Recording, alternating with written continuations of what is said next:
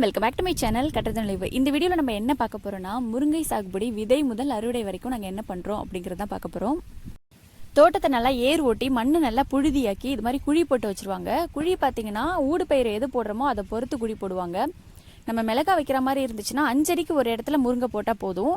இதுவே தர்பூசணி ஏதாவது வைக்கிற மாதிரி இருந்துச்சுன்னா 6 அடிக்கு ஒரு இடத்துல வந்து குழி போடுவாங்க. அந்த குழியை வந்து மண்ணை வச்சு நல்லா நிரப்பிட்டு இந்த விதையில வந்து இந்த கூர்மையான பகுதி வந்து மேலே இருக்கிற மாதிரி வச்சு போடணும். ஒரு குழிக்கு வந்து 2 விதை போட்டால் போதுமானது. அதிகமாக போட்டோன்னா நிறைய பனைச்சு வந்துடும். அதனால ஒரு குழிக்கு வந்து 2 விதை மட்டும்தான் போடுவாங்க. ஒருவேளை இந்த 2 விதையில ஏதாவது ஒன்று மழையில் அடிபட்டு முளைக்காமல் ஆயிடுச்சு அப்படின்னா திரும்பவும் பழுது விதை போட்டுருவோம். இப்போ நம்ம வீட்டில் பார்த்தீங்கன்னா இந்த இடத்துல வந்து மிளகா கூட தான் வந்து முருங்கை போட்டிருக்காங்க. இந்த வஞ்சி இருக்கு பாருங்க, இந்த சைடு வந்து 5 அடிக்கு ஒரு இடத்துல வந்து முருங்கை போட்டிருப்பாங்க. அதே மாதிரி இந்த வஞ்சியில் வந்து 5 அடிக்கு ஒரு இடத்துல வந்து முருங்கை போட்டிருப்பாங்க. இப்போ நம்ம வீட்டில் பார்த்தீங்கன்னா முருங்கை வந்து நிறைய இடத்துல போட்டு விட்டுருக்காங்க. அதில் ஒரு இடத்துல வந்து மிளகா வந்து ஊடு பயிராகவும், இன்னொரு இடத்துல வந்து தர்பூசணி ஊடு பயிராகவும், இன்னொரு இடத்துல வந்து சம்மந்தமே இல்லாமல் பருத்தியை வந்து ஊடு பயிராக போட்டிருக்கோம். பருத்தியும் முருங்கையும் பார்த்தீங்கன்னா ஒரே சீசனில் அறுவடை ஆகிறது தான். இருந்தாலும் இந்த டைம் நம்ம ட்ரை பண்ணி பார்ப்போம் அப்படின்னு ட்ரை பண்ணோம். பரவாயில்ல, நல்லாவே வந்திருக்கு. முருங்கை விதை போட்டதுலேருந்து முளைக்கிறதுக்கு கிட்டத்தட்ட 11 நாள் ஆகும். முருங்கை வந்து வருஷம் தைப்பட்டத்தில் போடுவாங்க. தைப்பட்டத்தில் போட்டு திரும்ப மழை ஆரம்பிக்கும் பார்த்தீங்களா, அந்த புரட்டாசி ஐப்பசி வரைக்குமே வந்து காய் பறிச்சிட்டு இருக்கலாம். ஆனால் இந்த வருஷம் வந்து சீசன் எல்லாமே மாறி போன மாதிரி ஆயிடுச்சு. தைப்பட்டத்துக்கு வந்து நாங்கள் மாசி மாதம் தான் எல்லாமே வந்து பயிரிடுற மாதிரி ஆயிடுச்சு. இதில் பாருங்கள், மிளகாய் எல்லாமே இந்த ஹைட்டு இருக்குது. இப்போதைக்கு வந்து முருங்கையில் பெருசாக கான்சன்ட்ரேட் பண்ண மாட்டாங்க. மிளகாயில் தான் வந்து அதிகமாக கான்சன்ட்ரேட் பண்ணுவாங்க. ஏன்னா மிளகாய் வந்து 3 மாதத்தில் அறுவடை பண்ணிட்டு முருங்கை வந்து குட்டி குட்டியாக இருந்துச்சுன்னா அதுக்கப்புறம் அதை கிளப்புறதுக்கு தான் பார்க்கணும். சில டைம்லாம் வந்து முருங்கை வந்து ரொம்ப ஃபாஸ்ட்டாக வளர்ந்து வந்துடும், மிளகாய் வந்து ரொம்ப கீழே தான் இருக்கும். அதனால வந்து மிளகாய் வந்து அறுவடை பண்ணிட்டு பிடுங்கலாம் தேவையில்ல, அது காய்க்கிற வரைக்கும் காய்க்கிட்டோம் அப்படின்னு சொல்லிட்டு விட்டுறலாம். இப்போ நம்ம வீட்டில் வந்து இந்த வருஷம் அது மாதிரி தான் முருங்கை வந்து நல்லா ஃபாஸ்ட்டாக வளர்ந்து வந்துருச்சு. அதை வந்து இந்த வீடியோட லாஸ்ட்டில் நீங்கள் பார்ப்பீங்க முருங்கை எந்த அளவுக்கு வளர்ந்துருக்குன்ட்டு. முருங்கை வந்து வளரும் போது அது கூட ஊடு பயிராக என்ன போட்டிருக்கோமோ அதுக்கு என்ன எருவு போடுறோமோ அதுதான் இந்த இதுக்கும் போடுவாங்க. இப்போ மிளகாய்க்கு வந்து யூரியா ஏதாவது போடுறாங்க அப்படின்னா அது கூட சேர்த்து இதுக்கும் போடுவாங்க. முருங்கை வளர்றதுக்கு ஸ்டார்டிங்லேருந்து என்ன பண்ணுவாங்கன்னா, ஏர் ஓட்டிட்டு ஃபுல்லாக சாணி எருவு கொட்டி வச்சிருவாங்க. அப்படி இல்லைன்னா ஆடு கடை கட்டி வைப்பாங்க. இது வந்து மோஸ்ட்டாக நான் எல்லா வீடியோவிலும் சொல்கிறது தான். இது வந்து வருஷம் நாங்கள் வந்து பண்ணுறது. வருஷம் இது பண்ணால் தான் வந்து விளைச்சல் வந்து நல்லாயிருக்கும். ஒரு வருஷம் நம்ம பண்ணாமல் விட்டுட்டோம் அப்படின்னா போன வருஷத்தை விட இந்த வருஷம் வந்து கொஞ்சம் விளைச்சல் வந்து கம்மியாக இருக்கிற மாதிரி இருக்கும். அதனால வருஷம் ஆடு கடை கட்டி வச்சிருவாங்க. அந்த மழை காலத்துலலாம் வந்து ஆடு வந்து இங்கே ஒரு டென்ட் போட்டு இங்கே கடை கட்டி வைப்பாங்க. அப்படி இல்லைன்னா மாட்டு சாணி எருவு வந்து ஒரு டிப்பர் 500 ரூபா அப்படின்னு பேசி கொல்லையில் ஃபுல்லாக கொட்டிடுவாங்க. அதுக்கப்புறம் செடி வளரும் போது செடி வளர்றதுக்கு கொஞ்சம் யூரியா போடுவாங்க. இதோ பாருங்க, இந்த முருங்கை செடி வந்து தர்பூசணி கூட இருக்கு. இது கூடயே வந்து பருத்தியும் போட்டிருக்கோம். இது எப்படி வந்திருக்குங்கிறத லாஸ்ட்டாக நான் உங்களுக்கு காட்டுறேன். அடுத்தது செடி வந்து இவ்வளோ ஹைட் வளர்ந்ததுக்கப்புறம் அதோட தலையை வந்து இது மாதிரி உடச்சி விடணும். இது மாதிரி உடைச்சாதான் வந்து பக்கத்துலலாம் நிறைய கிளை விட்டு செடி நல்லா பனைச்சி வளரும். ரொம்ப ஹைட்டாக போகாமல் நம்ம கை கெட்டின தூரம் பறிக்கிற மாதிரி நல்லா பனைச்சி வளரும். இது வந்து ஒரு டைம் மட்டும் உடச்சி விட மாட்டாங்க, இதே மாதிரி 3 டைம் பண்ணுவாங்க. நல்லா ஹைட்டு வளர அதோடைய கிளையை வந்து உடச்சி விட்டுட்டு இருந்தோம்னா அது சைடில் வந்து நிறைய கிளை பனைச்சி வரும். அப்போ தான் வந்து சீக்கிரமாக பூ வச்சு காய்க்கும். நம்ம உடைக்காமல் விட்டோம் அப்படின்னு வச்சுக்கோங்க, அது வந்து ரொம்ப ஹைட்டாக போயிடும். அழுக்கு வச்சு தான் நம்ம உடைக்கிற மாதிரி ஆகிடும். அதனால இது மாதிரி 3 டைம் வந்து உடச்சி விட்டால் நல்லது. இதோ பாருங்கள், இப்போ உடச்சி விட்டுருக்க கீழே வந்து சின்னதாக துளிர் அடிச்சு வருது பாருங்கள். இது மாதிரி கொல்லை ஃபுல்லாகவே இருக்கிற எல்லா செடியிலையும் வந்து அந்த தலையை வந்து உடச்சி விட்டுருவாங்க. இந்த கீரை வந்து சமைக்கிறதுக்கு நம்ம யூஸ் பண்ண முடியாது, கொஞ்சம் கசக்கிற மாதிரி இருக்கும். நாட்டு முருங்கை கீரை தான் வந்து சமைக்கிறதுக்கு நல்லாயிருக்கும். இந்த செடி முருங்கை கீரை எல்லாத்தையுமே வந்து சமைக்கிறதுக்கு இது வரைக்கும் யூஸ் பண்ணதே கிடையாது. இதில் உள்ள காய் மட்டும்தான் வந்து யூஸ் பண்ணுவாங்க. தலை உடச்சி விட்ட செடியெல்லாம் பாருங்கள் எப்படி இருக்குன்ட்டு. ரொம்ப நல்லா பனைச்சு வந்திருக்கு. சைட்லலாம் நிறையவே கிளை வந்திருக்கு பாருங்கள். இது உடச்சி விடாமல் இருந்திருந்தானா ஒரே குச்சா நீட்டாக போயிட்டு இருந்திருக்கும். இதில் பாருங்கள், சைடில் நிறையவே வந்திருக்கு. இதோட விதையை பற்றி நான் இது வரைக்கும் சொல்லவே இல்லை. விதை பொறுத்த வரைக்கும் இது வரைக்கும் நாங்கள் கடையில் வாங்கினதே கிடையாது. வருஷம் நாங்கள் வந்து இந்த செடியிலேருந்து தான் வந்து முருங்கை விதை எடுத்து வச்சுப்போம். அதனால இந்த முருங்கை விதையோட வெரைட்டி என்னங்கிறது தெரியல. பேக்கெட்டில் ஏதாவது வாங்குற மாதிரி இருந்துச்சுன்னா அதோட வெரைட்டி கண்டுபிடிச்சிடலாம். இது வரைக்கும் இது மாதிரி வாங்கினதே கிடையாது. ஒரு டைம் ஊருக்குள்ளே வந்து ஒருத்தங்க சாகுபடி பண்ணாங்க. அவங்கள்ட்டேருந்து விதையை வாங்கி எல்லாருமே பயிரிட ஆரம்பிச்சிட்டாங்க. அதனால என்ன வெரைட்டிங்கிறது இது வரைக்கும் தெரியல. ஓகே, செடி வந்து இப்போ 3வது முறை தலை ஒடிச்சு விட்றோம். 3வது முறை தலை ஒடிச்சு விடும்போது இந்த ஹைட்டுக்கு தான் இருக்கும் செடி. நீங்கள் வந்து ஹைட்டு பார்த்து ஒடிச்சு விடணுங்கிற அவசியம் கிடையாது. அது பூ பூக்கிற வரைக்குமே வந்து 3 டைம் நீங்கள் கணக்கு பண்ணி தலையை வந்து ஒடிச்சு விட்டால் போதும். இப்போ இந்த இடத்துல பாருங்கள், இந்த இடத்துல வந்து தலையை உடச்சி விட்டோம். அதுக்கு பக்கத்தில் இருக்கிற பிரான்ச் வளர்ந்து எவ்வளோ பெருசு வளர்ந்துருக்கு பாருங்கள். இதுதான் வந்து பூ பூத்து காய்க்கும். நிறைய இடத்துல முருங்கை போட்டு விட்டுருந்தோம். அதில் வந்து மிளகாய் செடியில் வச்ச முருங்கை தான் வந்து ஃபஸ்ட்டு பூ பூத்துச்சு. இது பாருங்கள், எவ்வளோ குட்டியாக செடி இருக்குது, அதுக்குள்ளே வந்து பூ பூக்க ஆரம்பிச்சிருச்சு. எல்லா இடத்துலையும் வந்து இப்போ தான் கொஞ்சமாக வளர ஆரம்பிச்சிருக்கு. தர்பூசணியோட போட்ட முருங்கை வந்து தர்பூசணி கொடி அறுத்ததுக்கு அப்புறம் தான் வந்து பூ பூக்க ஆரம்பிச்சுது. ஆனால் மிளகாயில் இருக்கிறது வந்து மிளகாய் அறுவடை ஆகிறதுக்கு முன்னாடியே வந்து பூ பூத்து காயும் அதிகமாக காய்க்க ஆரம்பிச்சிருச்சு. இப்போ மிளகாய் தோட்டத்தை பாருங்கள். இந்த இடத்துல மிளகாய் செடி இருக்கிறது சுத்தமாகவே தெரியல. அந்தளவுக்கு வந்து முருங்கை நல்லா வளர்ந்து வந்துருச்சு. இதில் வந்து ஒரு சில இடத்துல மட்டும்தான் வந்து பூ பூத்துருக்கு. மற்ற செடிகள்லாம் வந்து பூ அதிகமாக பூக்கலை. இதெல்லாம் வந்து லைட்டாக மொட்டு வச்சுருக்கு, அவ்வளோதான்.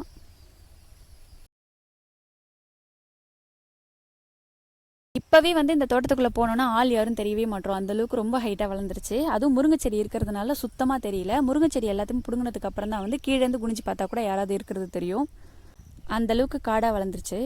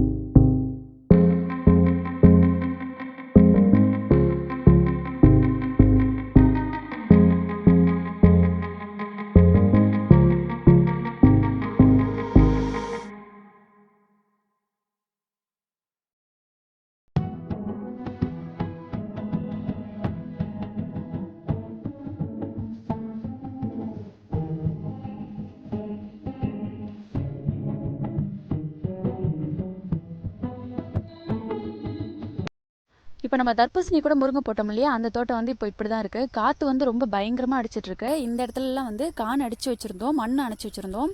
இருந்தாலும் இந்த இடத்துல வந்து கொஞ்சம் கொஞ்சம் சாஞ்சிருச்சு. 2 நாளைக்கு முன்னாடி நிறைய காத்தடிச்சு மரங்கள் வந்து நிறைய சாஞ்சு போயிடுச்சு. பூக்களும் நிறைய கொட்டி போயிடுச்சு.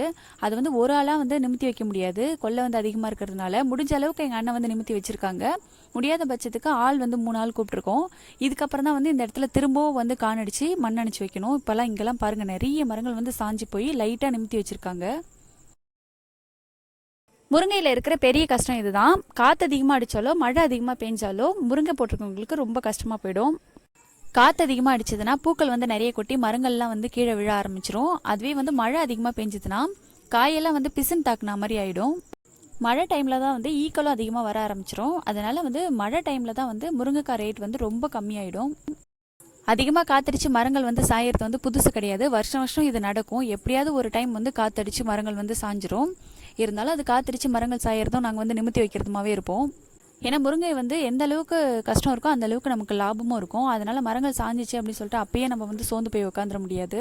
அதை நிமித்தி வச்சிட்டோம் அப்படின்னா அதுக்கப்புறம் பூ வச்சு நல்லாவே காய் காய்க்கும். இந்த குட்டி செடியை பாருங்கள், இதில் எவ்வளோ பூ எவ்வளோ காய் இருக்குன்னு மட்டும் பாருங்கள். இந்த பூ எல்லாமே பிஞ்சு இறங்குச்சு அப்படின்னா செடி சுத்தமாகவே தாங்காது, அந்தளவுக்கு இருக்குது. இதெல்லாம் கண்டிப்பாக மண் அணைச்சி வச்சா தான் மரம் வந்து நல்லா ஸ்ட்ராங்காக நிற்கும். முருங்கையில் இருக்கிற பெரிய பிரச்சனை இதுதான். காற்று அதிகமாக அடிக்கக்கூடாது, மழை அதிகமாக பெய்யக்கூடாது, அவ்வளோதான். முருங்கை வந்து புரட்டாசி மாதத்துக்குள்ளே நம்ம வந்து அறுவடை பண்ணிவிட்டு வெளியில் வந்துடணும். புரட்டாசி மாதத்துக்கு அப்புறம் தான் வந்து மழை சீசன் ஸ்டார்ட் ஆகும். அப்போ வந்து காய் எல்லாமே பிசந்தாக ஆரம்பிச்சிடும். அதுக்கப்புறம் காய் வந்து விற்க முடியாது. அதனால் தைப்பட்டத்தில் ஆரம்பித்து புரட்டாசி மாதத்துக்குள்ளே நம்ம எல்லாத்தையுமே அறுவடை பண்ணிவிட்டு வெளில வந்துடணும். பருத்தி கொல்லையில் போட்ட முருங்கை வந்து இப்போதைக்கு இப்படி தான் இருக்குது. பருத்தி செடி ஹைட்டாக இருக்கிறதுனால முருங்கை வந்து சாயாதுன்னு நினச்சோம். இருந்தாலும் எதிர்பார்த்ததை விட கொஞ்சம் அதிகமாகவே சாஞ்சிருச்சு. மற்ற இடத்துலலாம் ஊடு பயிராக மிளகா வச்சுருக்கோம், தர்பூசணி வச்சுருக்கோம். அதனால் அது வந்து அறுவடை பண்ணி பிடுங்கிட்டு அது காணடிக்கிறதுக்கு கொஞ்சம் ஈஸியாக இருக்கும். ஆனால் இந்த இடத்துலலாம் வந்து பருத்தியை வந்து பிடுங்க முடியாது. ஏன்னா ரெண்டுமே வந்து ஒரே சீசனில் அறுவடை ஆகிற பயிர் தான். அதனால் பருத்தியை வந்து இப்போதைக்கு பிடுங்க முடியாது.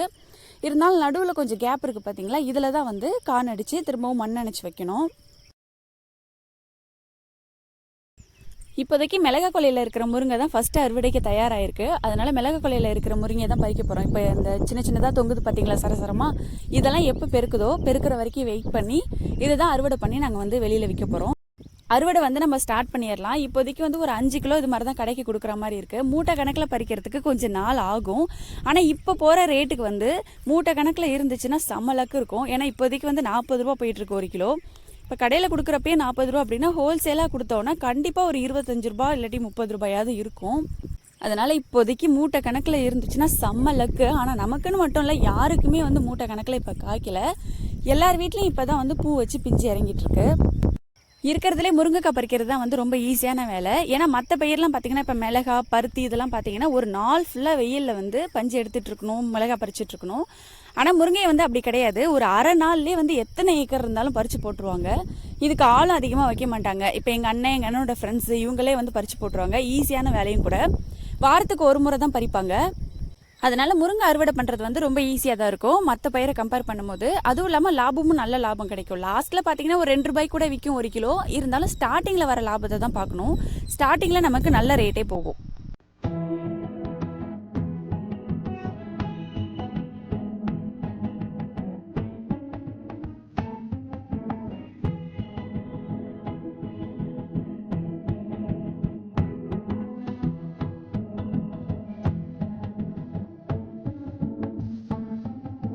இந்த இடத்துலலாம் துணி எதுக்காக கட்டி வச்சுருக்கோம் அப்படின்னா, கிளை வந்து காற்றுல நிறைய சாஞ்சு இருக்கும் பார்த்தீங்களா, அதெல்லாம் சாய சாய நிறைய உடச்சி போயிடும். அதுக்காக தான் வந்து இது மாதிரி எந்தெந்த இடத்துலலாம் சாஞ்சிருக்கோ அந்த இடத்துலலாம் ஃபுல்லாகவே துணியை வச்சு கட்டி வச்சுருக்கோம்.